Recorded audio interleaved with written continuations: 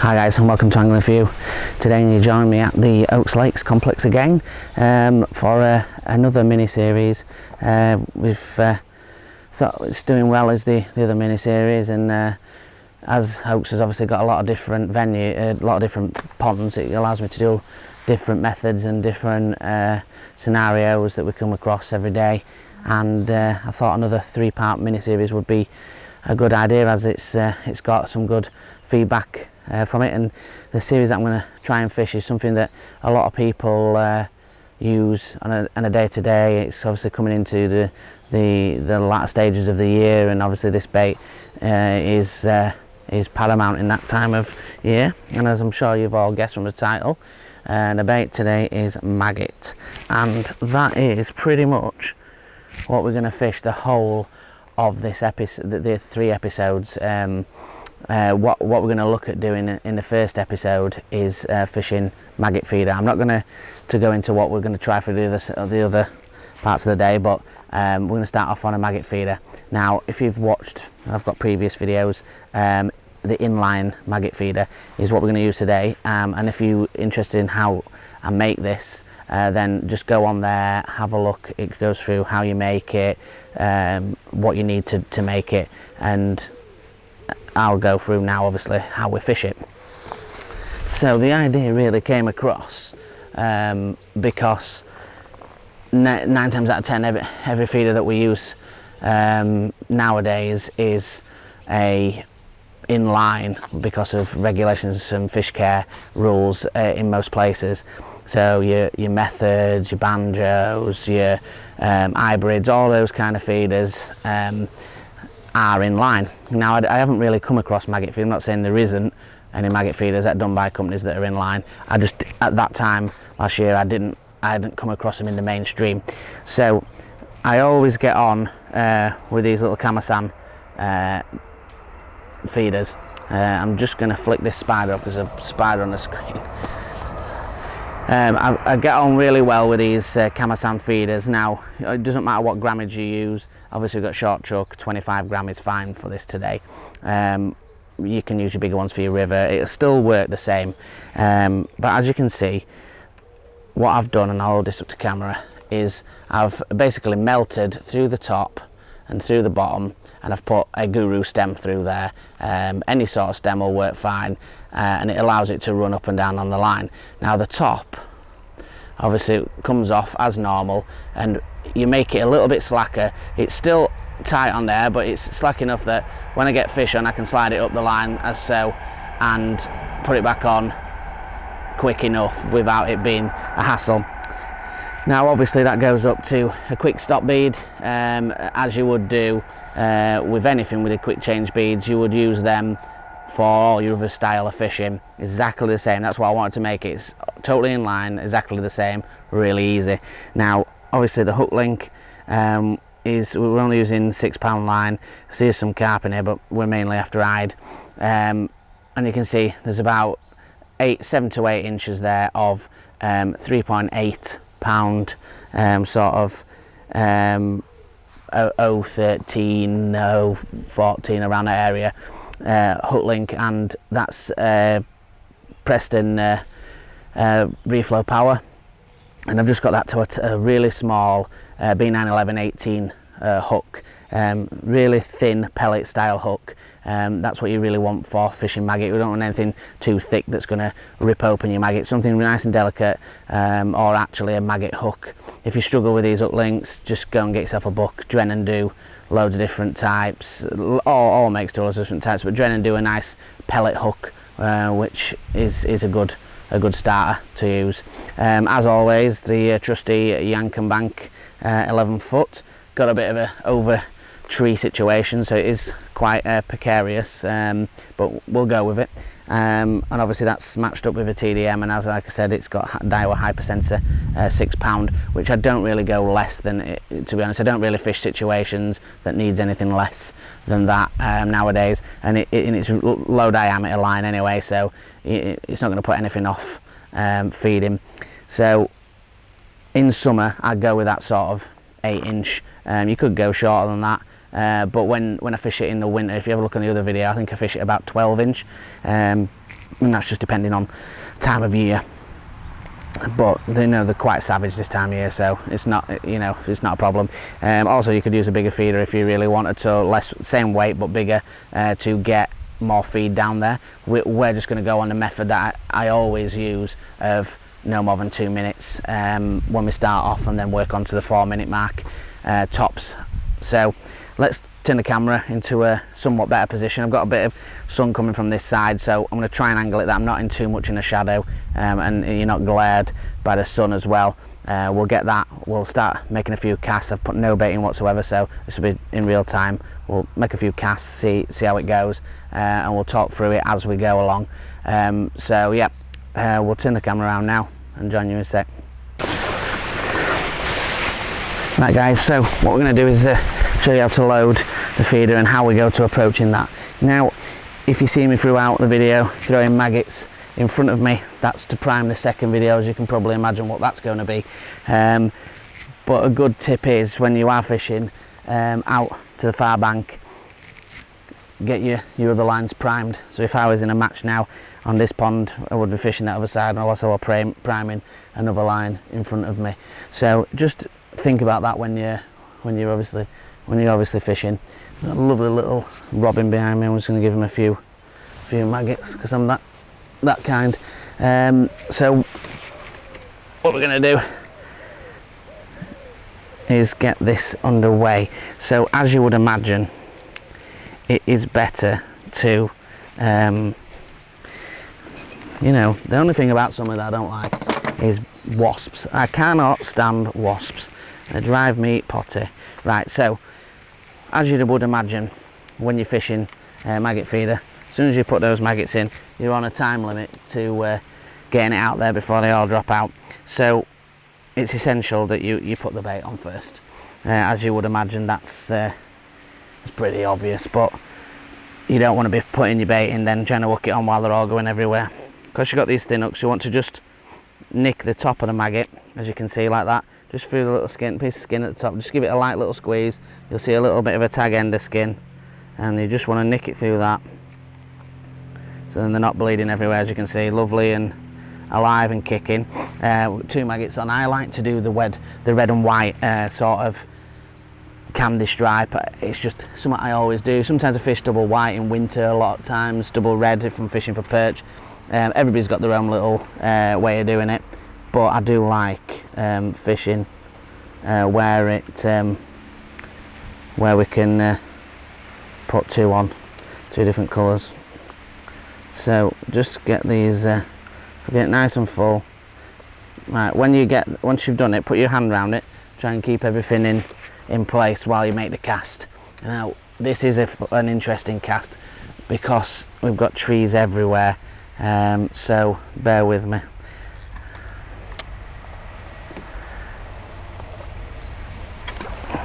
That's not bad for the first cast, is that?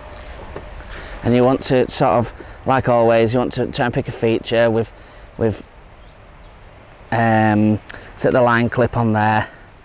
Now I will, as you can see, obviously low to the water as usual. We're on a slightly elevated peg today, so we do want to make sure that the tip is close to the water. Got a little crosswind, which is great for when we fish shallow, but not so great when you've got a feeder. But what you want to do is make sure you think about your landing net. Now, landing net wise, head, I've gone with a smaller head today. It makes netting and getting to fish and unhooking fish a lot easier.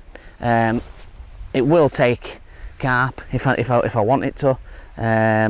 I've had carp in there over 12 pound. It's not ideal, I'll be honest, but it's easily doable. The other thing is, when you fish you might think because I'm fishing silvers, you don't have to really worry about they can walk away from my rod, or I can leave my rod.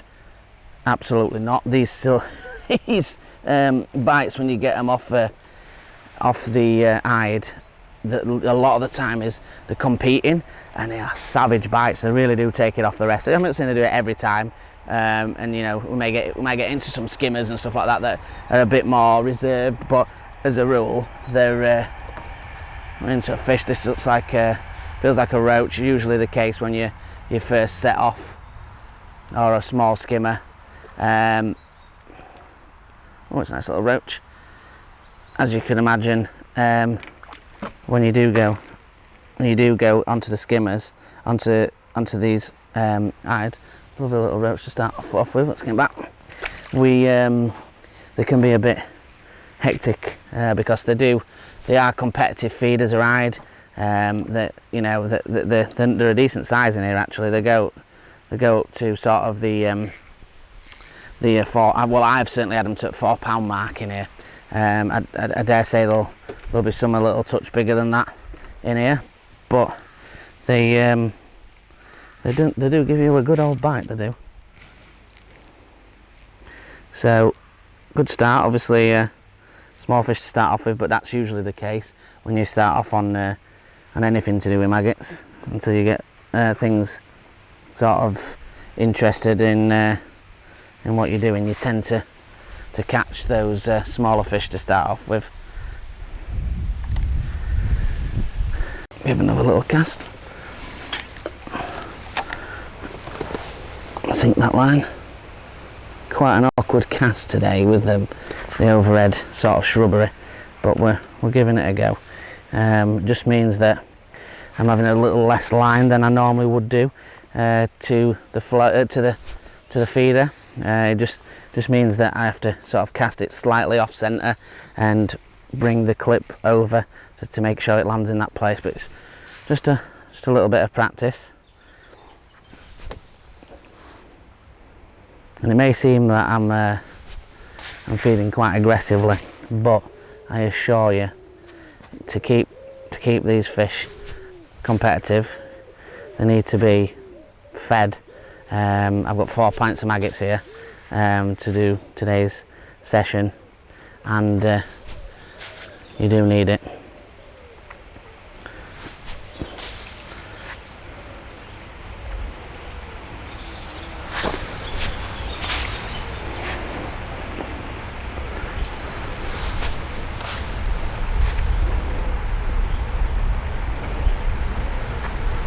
And little touches on the tip again, probably small roach still. But once those eyed move in to your bait, it can get a bit hectic.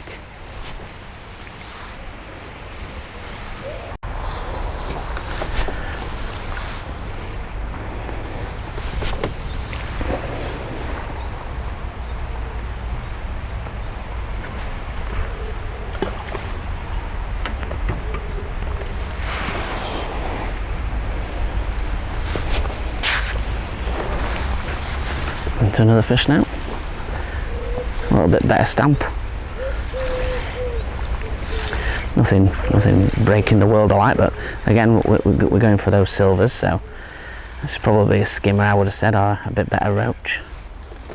Oh, might be the first.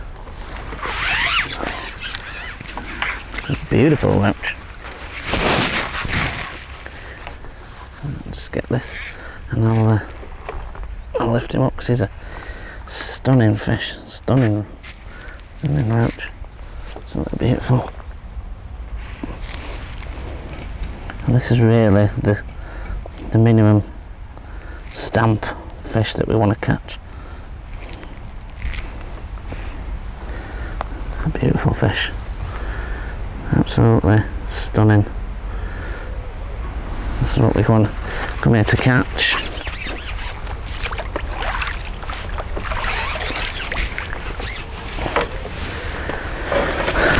Get these.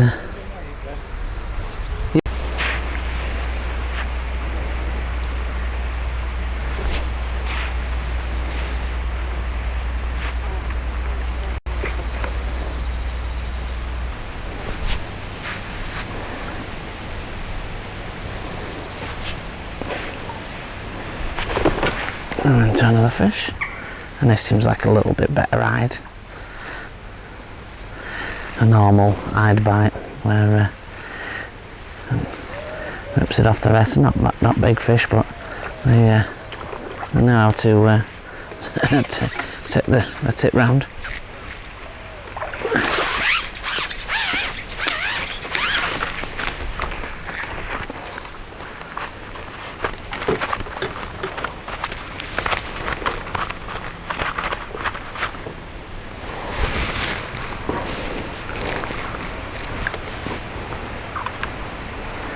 See, this is the stamp that we're after. That kind of beautiful fish. Get him put back in. Just get this one hooked out of the net. If he stays still, then I can let you go fish. If you stay still fish, then I can let you go. So yes.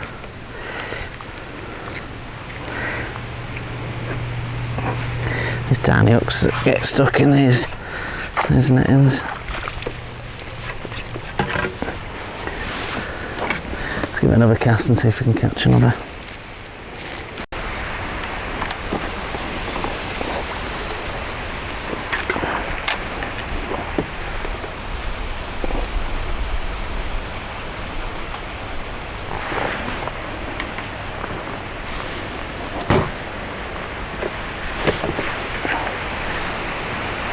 And the fish took that straight away.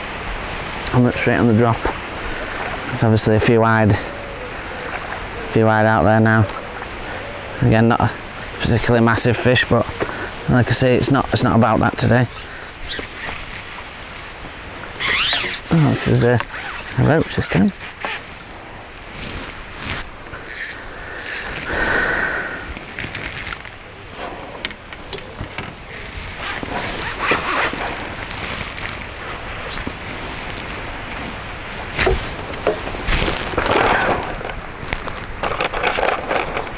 Really wanted those maggots. Lovely fish.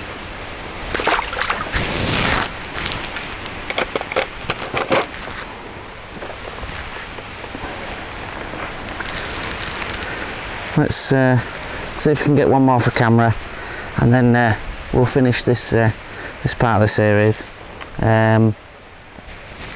I want you to, if you could do on the comments, just give me a little bit of feedback about what you like about the videos, what would you like to see more of in the videos, is there any different types of videos you'd like me to do, is any sort of Q&As where you could send me, I could do a Q&A if you want me to do a Q&A. It can be anything about me as my sort of experience in fishing and life in fishing. It can be questions about different methods, whatever. If you want to post those in the comments below, and if I get 10 different comments that are asking me a question, what I'll do is I'll do a Q&A on it, or hit me up on the Facebook group is the easiest, or the Instagram, and give me sort of a direct message there, and that way I can respond to that and make a video if that's what you guys want to see. So if not, just tell me what videos you like, anything that you don't like, or anything that you'd like to see in the future.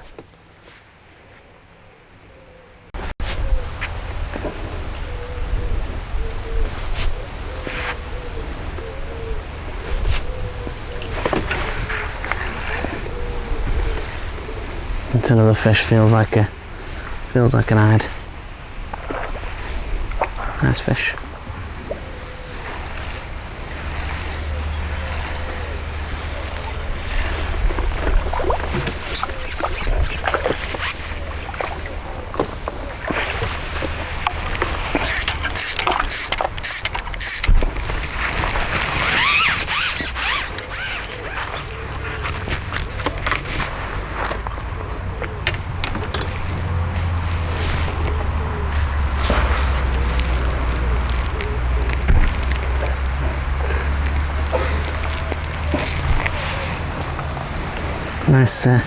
Nice fish to end on. Let's get him back.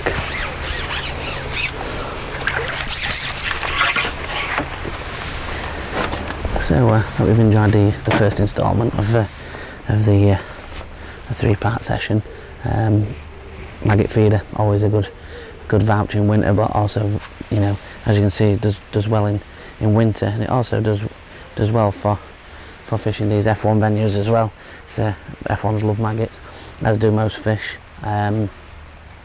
Thanks for watching. I hope these have been a help, and hope you enjoy the rest of the season. And catch us on the Facebook group. Just search Angling For You. It's obviously a great bunch of people on there that help you with anything that you want. Join us on the Instagram, angling_for_you. Again, post your pictures, share with us what you're doing, ask questions, and